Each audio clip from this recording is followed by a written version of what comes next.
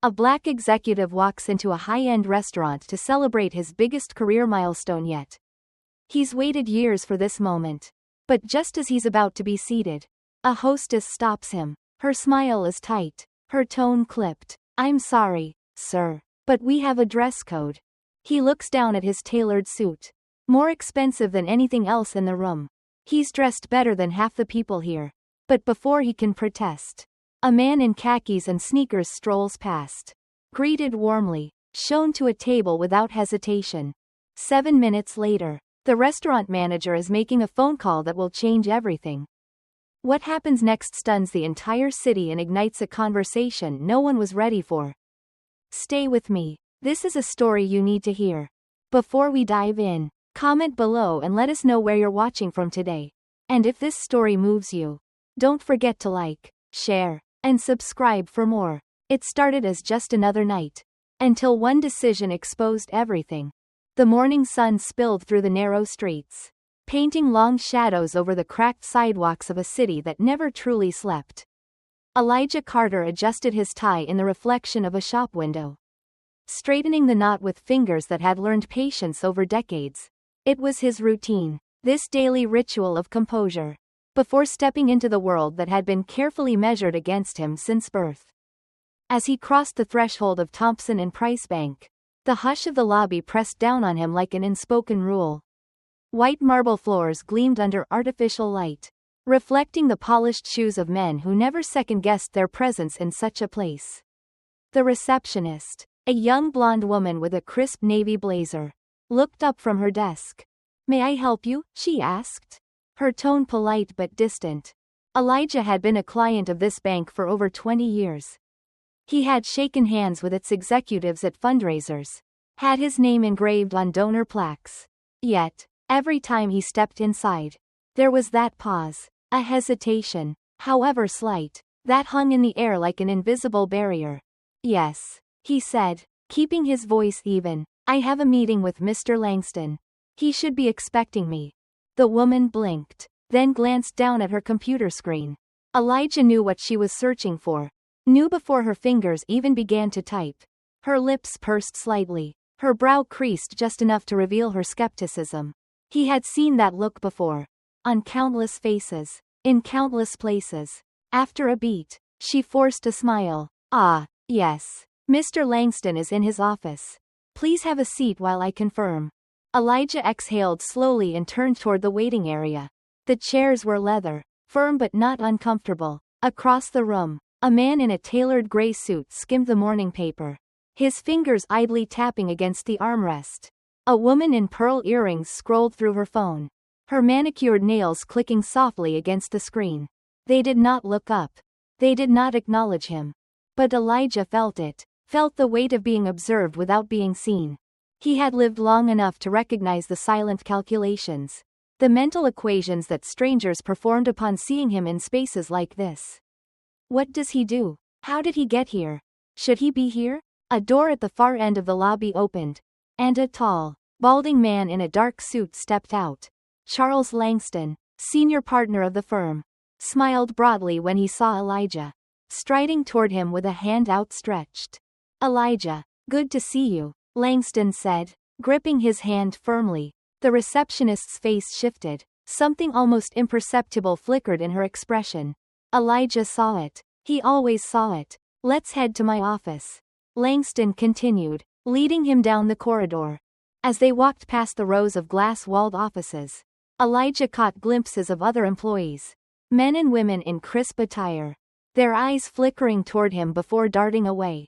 Some, he knew, were surprised to see him in conversation with Langston. Others, perhaps, were simply used to the order of things. Who belonged where? Who was supposed to be invisible? Inside the office, Langston gestured to a chair. "Have a seat, my friend." Elijah settled in, his posture straight, his hands resting on the polished mahogany desk. "I have good news," Langston said, his voice warm, practiced. "Your proposal for the community development loan. It's moving forward." Elijah nodded, but he waited. There was always a but. Langston sighed, shifting slightly in his chair. "The board has a few concerns. Nothing major. They just need some additional assurances. Collateral. To be specific. Elijah's jaw tightened. Collateral? We've already met every requirement. Langston spread his hands in a gesture of helplessness. You know how it is. Yes. He did. Elijah had seen other men. White men. Secure larger loans with fewer requirements. Their signatures enough to tip the scales in their favor. But for him, the goalposts were always shifting. The rules always flexible in ways that rarely benefited him. I'll see what I can do, Elijah said, his voice measured. Langston smiled, relieved, and leaned back in his chair. I know you will. You always do. As Elijah left the office and stepped back into the lobby, he passed the receptionist again. This time, she gave him a polite, if hesitant, nod, a small shift, an acknowledgement. But he had learned long ago that recognition was not the same as acceptance. Outside, the city hummed with its usual indifference. Elijah adjusted his tie once more and walked on, knowing that tomorrow, and the day after that, the weight of silence would still be there. Unspoken, but never unnoticed. Elijah Carter moved through the city with the deliberate grace of a man who understood that his presence, wherever he went, was both expected and resented. He had spent a lifetime navigating spaces that whispered to him in coded language. Opportunities that came with conditions. Invitations that were not always meant to be accepted. It had been a long day at the bank. And now he found himself at Mason's Club. A place where power was exchanged over handshakes and expensive bourbon. It was not a space built for men like him. But he had long since learned that the doors would not open unless he pressed against them. The maitre d', a wiry man with slicked back hair and the clipped mannerisms of someone accustomed to managing privilege, gave Elijah the briefest glance before forcing a professional smile. Good evening, sir. How may I assist you? Elijah removed his coat, his movements unhurried. I have a reservation, he said, his voice steady. Under Carter. The maitre d' scanned the list, his fingers pausing for a beat too long. Elijah could see the calculation behind his eyes. The weighing of options. The hesitation that stretched just enough to make its message clear. Ah, the man finally said, forcing another smile. Right this way. The dining room was dimly lit. The air thick with the quiet hum of conversation. Men in dark suits sat in plush leather chairs, their laughter low and assured. Waiters moved between tables with the silent efficiency of people trained not to be noticed. Elijah spotted the man he had come to meet. Russell Vaughn, a developer with enough influence to decide the fate of entire neighborhoods. Vaughn was already seated, his drink sweating against the polished wood of the table. Elijah approached with his usual measured confidence. But even before he sat down, he could sense the shift in the atmosphere. The way nearby conversations dulled slightly. How eyes flickered toward him before returning to their plates. Vaughn stood and extended a hand.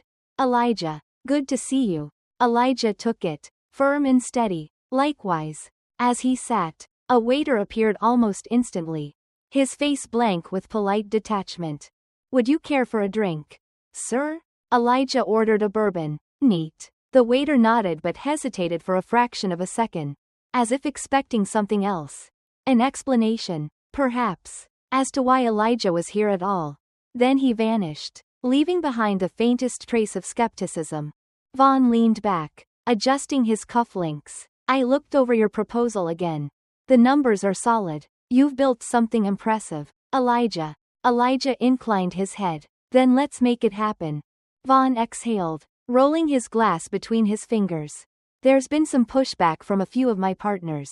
Nothing personal. You understand. Just concerns. Elijah felt his stomach tighten, though he did not let it show.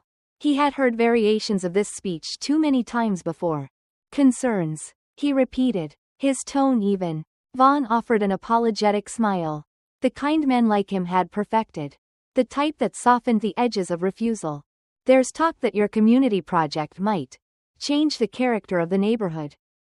Elijah set his glass down carefully. And what character would that be? Vaughn sighed, his discomfort evident. You know how it is. These things are delicate. People get nervous when they think too much is changing too fast. Elijah's pulse remained steady, but he could feel the familiar heat rising in his chest. He had seen these developments before. Gleaming new storefronts. Renovated brownstones. Parks that were suddenly pristine. He had watched as longtime residents were quietly pushed out, replaced by faces that fit a different vision of the future. Now, when a black man came forward not to be displaced, but to build, to claim space, to create something lasting, suddenly, there were concerns.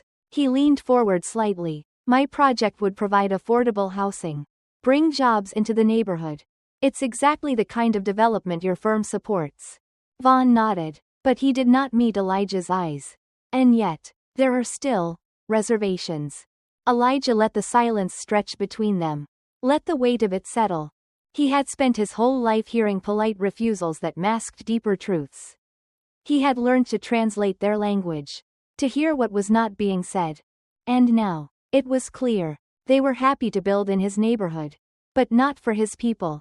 They would develop, but only if the development served a certain kind of resident. One that did not look like him. The bourbon burned as he swallowed it down. Steadying himself, Vaughn exhaled, then leaned forward, his voice dropping to something conspiratorial. Elijah, between you and me, I think this could work. But you might need to adjust the scope. Maybe focus on the commercial aspect. Less housing, more boutique businesses, something that fits the vision. Elijah stared at him, feeling the weight of every unspoken word.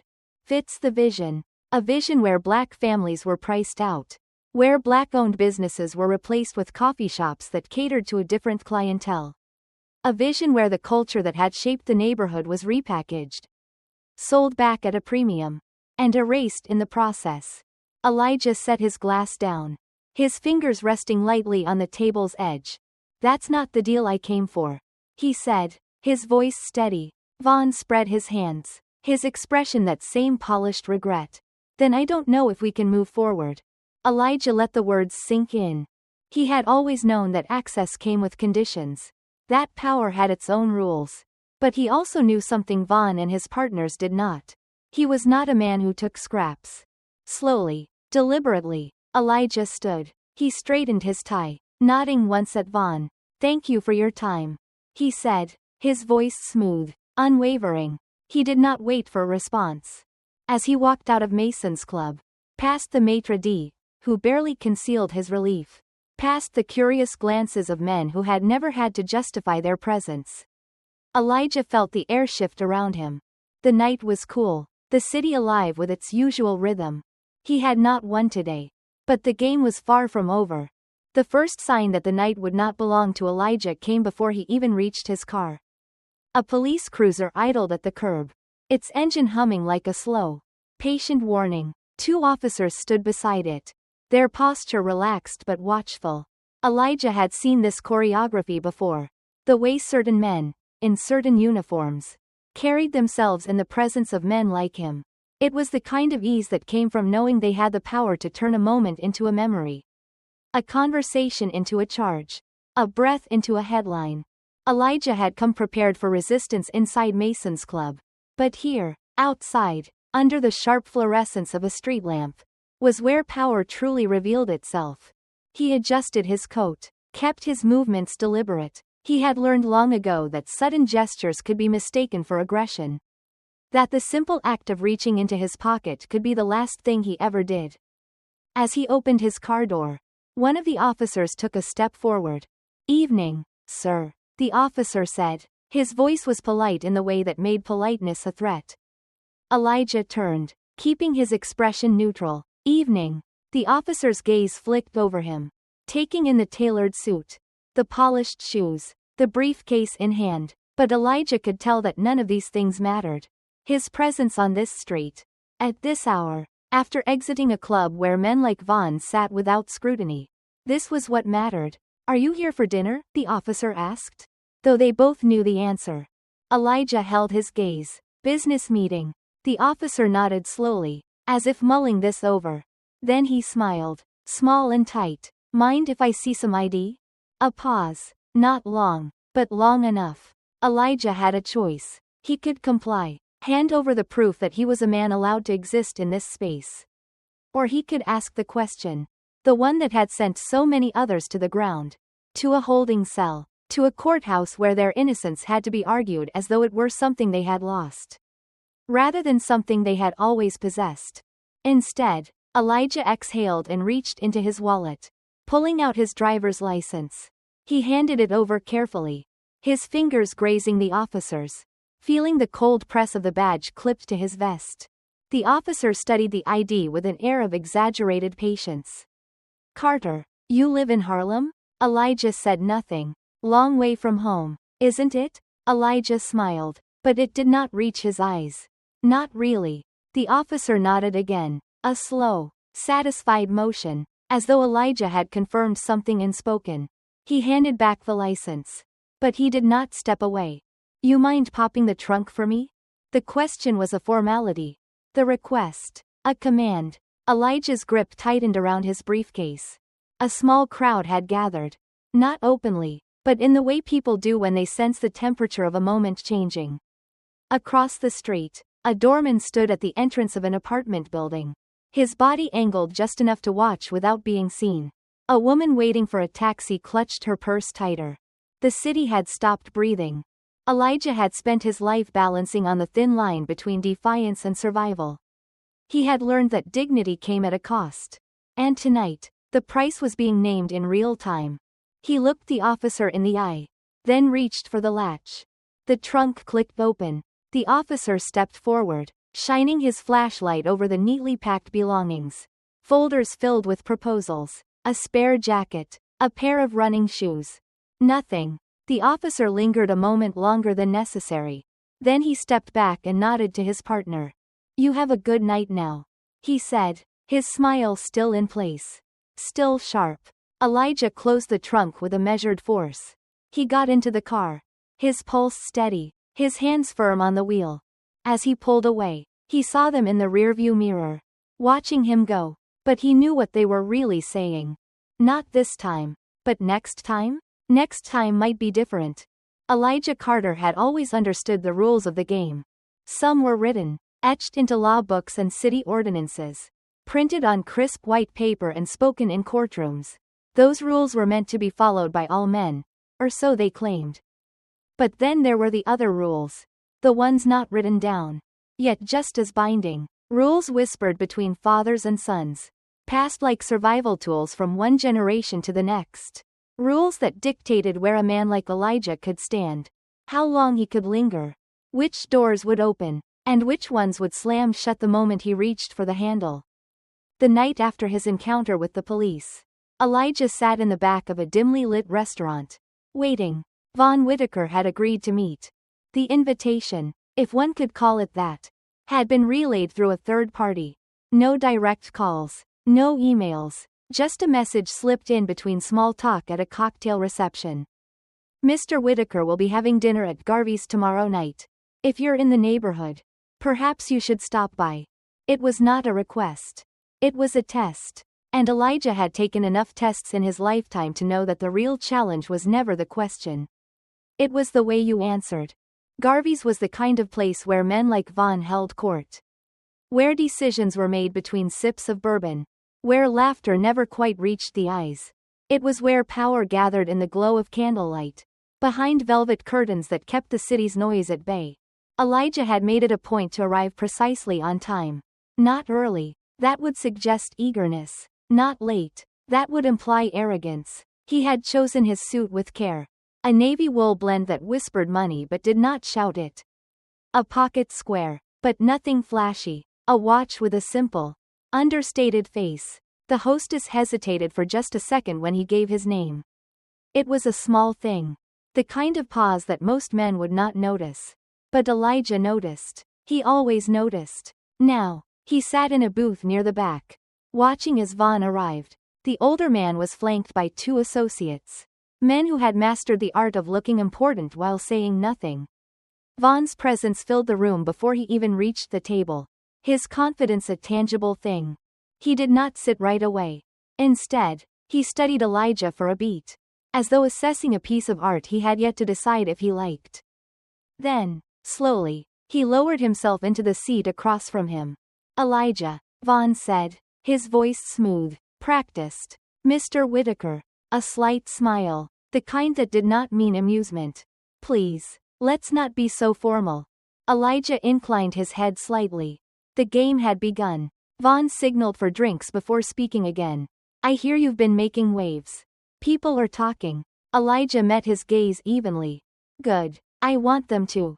Vaughn chuckled, shaking his head. You always had that fire. Even when you were just some kid running numbers for Mr. Dupree.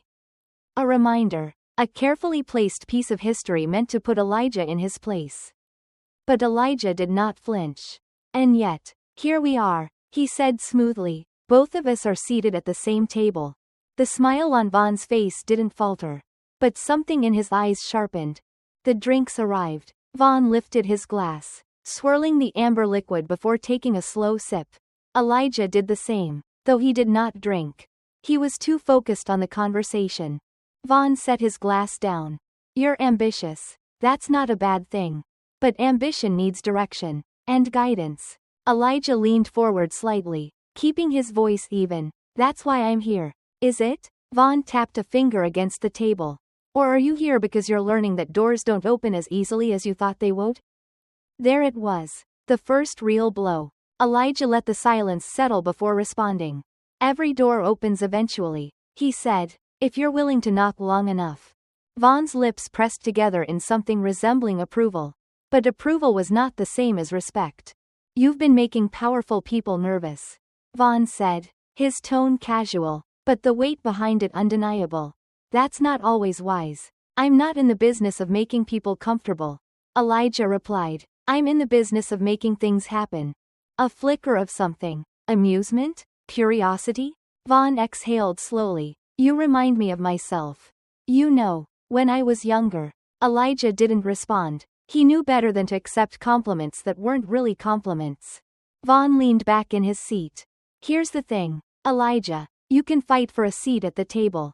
But don't forget who owns the table. Who sets the rules? Elijah tilted his head slightly. I understand the rules just fine, he said, but I also know that rules change. Vaughn studied him, his expression unreadable. Then he laughed. A deep, knowing sound. You've got the nerve. I'll give you that. He gestured to the waiter, signaling for the check. The meeting was over. As Vaughn rose to leave, he paused, placing a firm hand on Elijah's shoulder. Careful, son, he murmured, just low enough for only Elijah to hear. There's a fine line between ambition and a fall. Then, with the same effortless authority, Vaughn strode out of the restaurant. His entourage close behind. Elijah remained seated, his fingers tightening slightly around his glass. The game was far from over. But the stakes had just been raised. Elijah Carter understood, perhaps better than most, that power was never really given. It was tolerated. A black man in a tailored suit, with a mind sharp enough to cut through steel, could walk into any room, command any meeting, shake hands with the best of them. But he was always playing a role, performing in a space that had never truly belonged to him. It was not paranoia. It was not self-pity. It was a fact. He thought of that fact now as he stood in front of the towering glass building that bore the name of Whitaker and Sons. A name that stretched back generations. Written into the very foundation of the city's power structure. Elijah had worked too hard to be rattled by the weight of it. But even still, he felt the invisible pressure of a history that was not his own. He had come here for one reason. To close the deal. A property on the west side of the city was up for redevelopment. A stretch of land where forgotten neighborhoods had been reduced to numbers on a balance sheet. The city had put it up for bid. And Elijah had spent months positioning himself to secure it. If he won, it would be his first major development project. And if he lost, well, he adjusted his tie, nodded to the receptionist, and took the elevator up to the 40th floor. The conference room was all glass and steel. A room built to make men feel small. Vaughn Whitaker sat at the head of the long table, his expression unreadable. Elijah had learned, years ago, that white men like Vaughn were the architects of silence. They did not always need to raise their voices or slam their fists to make their point. Their power was in what they did not say. The hesitation before they called your name. The polite delay before they returned your calls. I appreciate you taking the time, Mr. Whitaker, Elijah said as he took a seat. Vaughn smiled. Slow and measured. You're making quite the impression. Elijah. People are talking. They should be. Vaughn chuckled at that, but his eyes remained cold. You've got a bold proposal, he said, sliding a folder across the table. Affordable housing, mixed-use developments, community reinvestment. He shook his head slightly. Admirable, but ambitious. Elijah did not flinch. Ambition is how things get built. Vaughn leaned back in his chair, studying him. You're asking the city to back you on this. That means investors have to be comfortable. They will be, Elijah said smoothly. The numbers speak for themselves. Vaughn sighed. Numbers aren't everything. Confidence is. He folded his hands. And some people, they're just not confident in this deal. Elijah sat very still. He had spent enough time in rooms like this to know what was happening. Not confident. It was the same phrase they used when they were denied promotions. When they rejected bank loans. When they explained why a black man was always passed over in favor of someone else. Not qualified. Not experienced enough. Not the right time. Not confident. Elijah exhaled slowly. This deal is good for the city. For business. His voice was even. Controlled. And let's be honest, Mr. Whitaker, this isn't about confidence. Vaughn raised an eyebrow. No? This is about control. Elijah leaned forward, matching Vaughn's gaze. You're fine with people like me making a little noise. Running small projects. Playing along. But the moment we step into your arena, start thinking beyond what's been assigned to us. Suddenly there are questions. Elijah, Vaughn said smoothly, his voice carrying that same condescension he had used at the restaurant. I think you're taking this personally. Elijah gave a tight smile. How could I not? The room was quiet for a moment. Vaughn's fingers tapped against the table. Slow. Deliberate. Then he sighed. Here's the thing, he said, his voice lower now, almost gentle. You're a smart man. You know how this city works. And you know how to play the long game. My advice? He spread his hands. Stay patient. Don't overreach. A deal will come along that fits. Elijah's jaw tightened. Fits who? Vaughn's smile was thin. You know the answer to that. Silence stretched between them. Elijah knew what was happening here.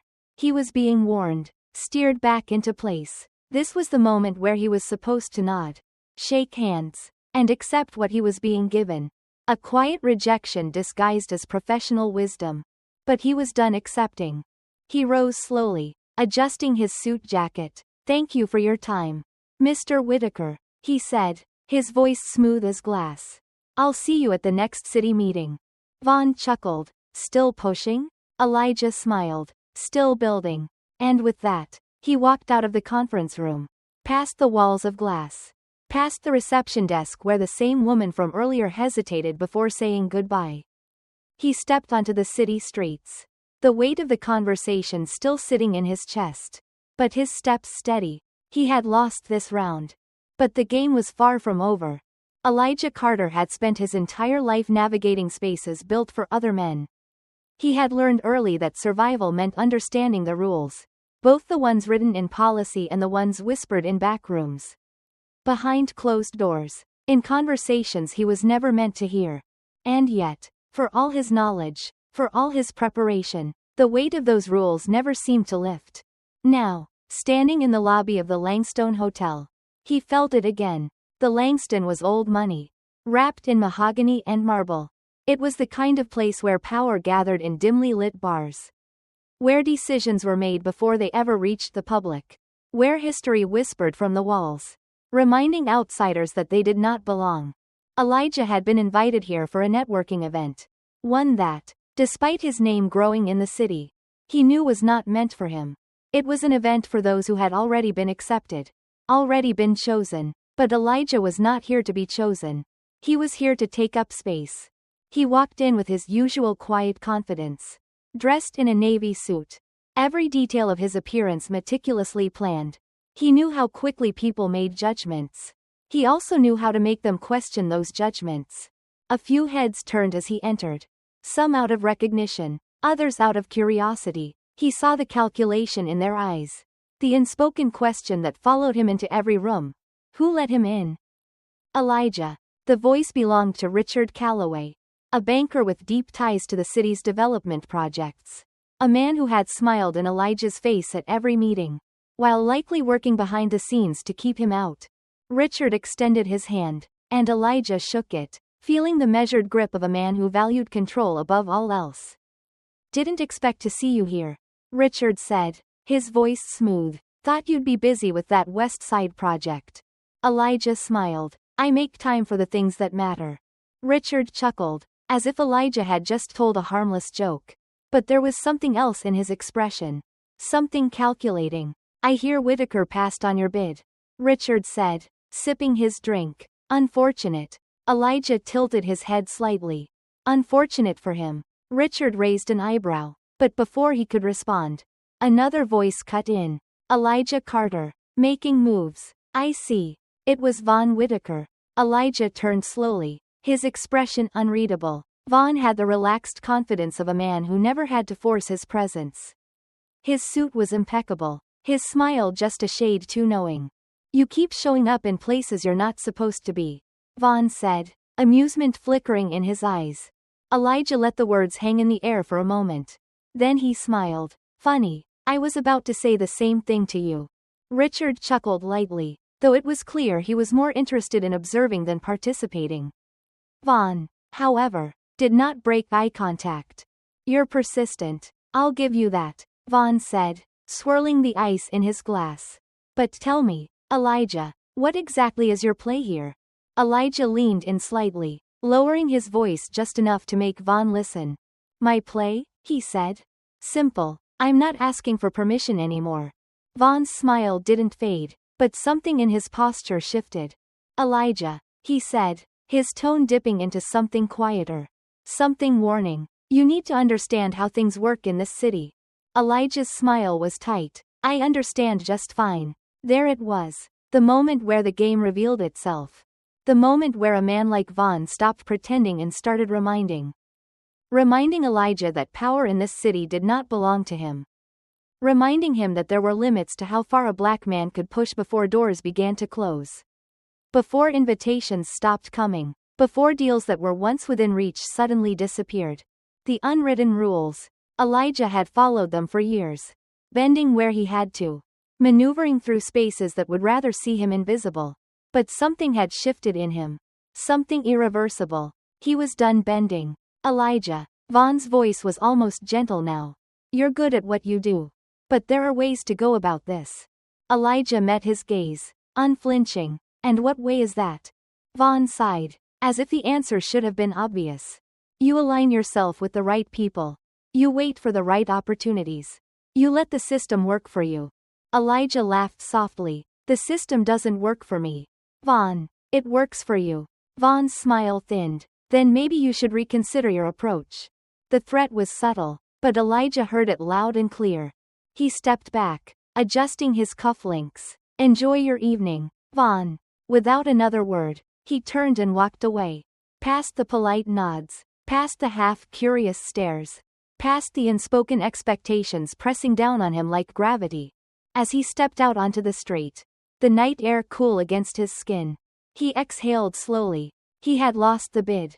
He had been warned. He had been reminded of his place. But he wasn't done. Not by a long shot. Elijah Carter was used to closed doors.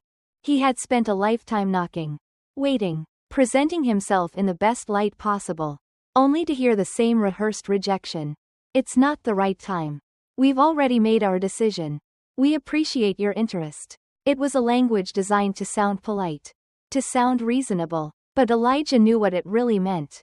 Tonight, as he stood outside the Whitaker building, the marble-floored, glass-walled fortress of old money and silent power, he wondered if the people inside understood just how many men like him had stood where he stood now. How many had been denied, delayed, dismissed. The invitation to this gathering had been a formality. Von Whitaker had made sure of that. It was the kind of event where deals were whispered over glasses of scotch. Where men with soft hands and harder hearts decided who would be allowed to win and who would be forced to watch. Elijah wasn't here to watch. He adjusted his tie, rolled his shoulders back, and stepped inside. The room was everything he expected. Low lights, quiet jazz playing from unseen speakers, A sea of suits. The air thick with the smell of cigars and expensive cologne. Conversations drifted around him in hushed tones. Voices waited with certainty. These were men who had never doubted their place in the world. Elijah walked slowly, letting his presence settle. He could feel eyes flicking toward him. Measuring. Questioning. Elijah. A familiar voice. Richard Calloway. Standing near the bar with two other men. Elijah Carter. Richard repeated, as if testing the weight of his name in front of his friends. I didn't expect to see you here. Elijah smiled. Slow and unreadable. I hear this is where decisions are made. Richard chuckled, a knowing gleam in his eye. Some decisions. Maybe. Elijah didn't miss the way one of the other men. A tall, graying executive with the kind of presence that spoke of inherited power. Narrowed his eyes slightly. And what decision are you hoping to influence? Mr. Carter? The man asked. Elijah met his gaze without hesitation. Mine. There was a pause, just long enough to be noticeable. Richard smirked and took a slow sip of his drink.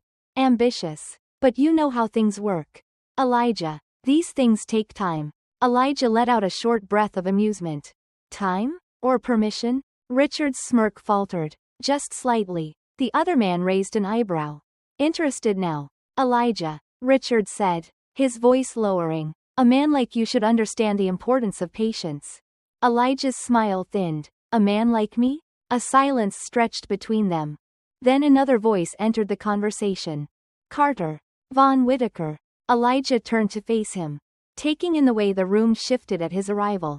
Von had power here, not because he was the wealthiest man in the building, but because he knew how to move within it. He played the game so well that people forgot he had ever been an outsider.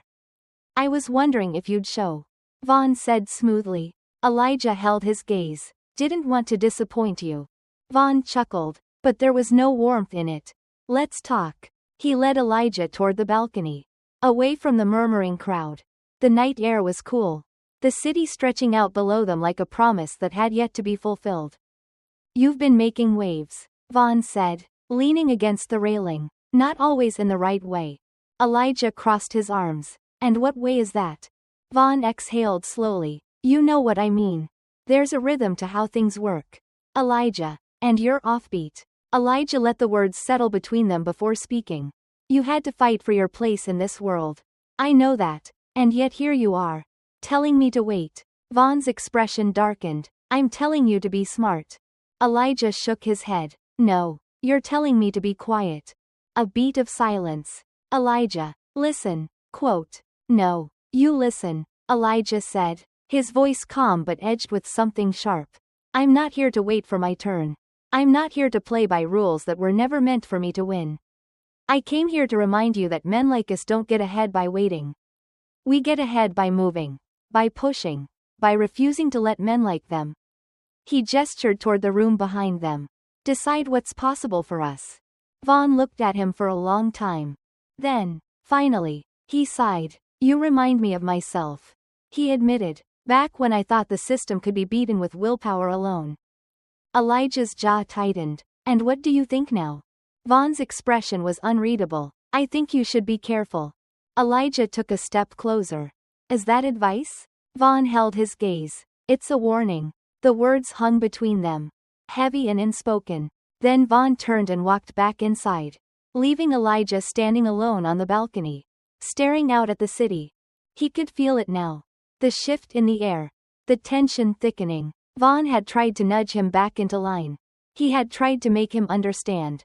But Elijah had already made his choice. He wasn't going to wait. He wasn't going to ask for permission. The doors that never opened for him? He would break them down. Elijah Carter knew there was no turning back. Not after the conversation on the balcony. Not after the quiet warning Von Whitaker had tried to disguise as advice. Not after every door that had been closed in his face. Every seat he had been asked to vacate. Every moment of forced humility that had left him feeling like a guest in his own life. He wasn't a guest. He had built something from nothing. He had fought for his place. And now, as he walked through the city streets late at night, the air thick with the smell of rain and asphalt, he felt the weight of what he was about to do pressing down on him.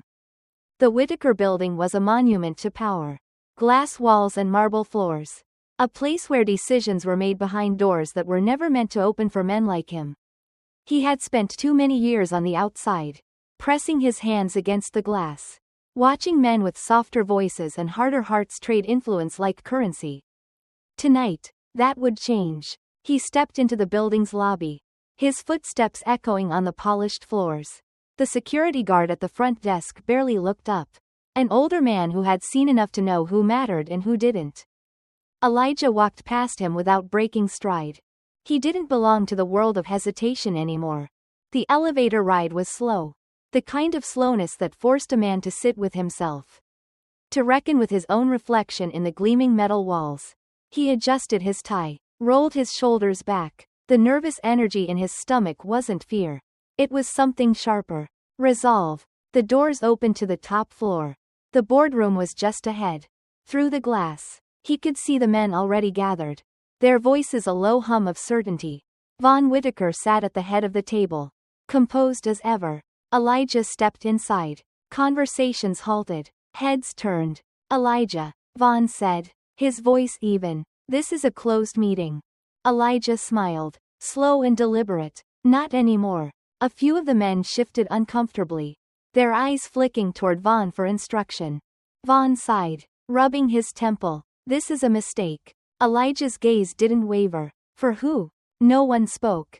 Then Elijah stepped forward, his voice calm but edged with something unmovable. I've spent my life watching men like you decide what's possible for men like me. He said, I've listened while you've talked about patience. About waiting for the right time. But I've learned something you don't want me to know. He leaned forward, his hands on the table. The right time never comes. A silence settled over the room. The kind that carried weight. Von exhaled, slow and measured. What do you want, Elijah? Elijah straightened. A seat at the table. Von's lips pressed into a thin line. And if I say no? Elijah tilted his head slightly. Then I'll build my own table. And I promise you, when I do, the men in this room won't be welcome at it. A flicker of something passed through Von's expression. Respect, maybe, or regret. Elijah? No, Elijah said, his voice firm. No more lessons, no more warnings, no more waiting. He let the words settle before he turned and walked out. His footsteps echoed in the silence, louder than they had ever been before.